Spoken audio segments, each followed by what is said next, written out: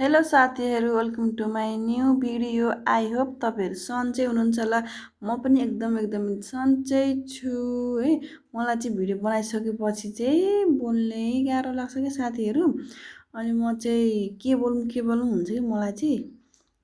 अनि के बोलौँ भनेर एकछिन सोचेर बस्छु अनि त्यसपछि बोल्छु होइन।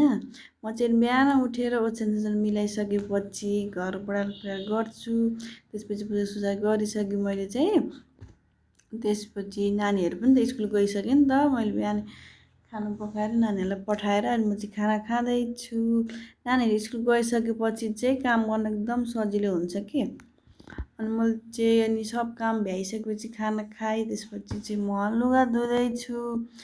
यो चाहिँ मेरो नानीको ड्रेस त होइन, ड्रेस पनि छ। अस्ति उता बजार सजार डुल्न गएको थिएँ नि त, त्यो पनि लुगाहरू छ। अनि सब लुगा धोइसकेपछि म चाहिँ अब एकछिन आराम गर्छु। अनि एकछिन आराम गरिसकेपछि फेरि नानीहरू आउनु बेला भइसक्छ कि। घरको काम फेरि देखिँदैन नि त, कति काम हुन्छ। अनि त्यसपछि नानीहरू स्कुलबाट आएपछि खाजासाजा बनाएर दिँदा त्यसपछि फेरि खाना बनाउने टाइम हुन्छ।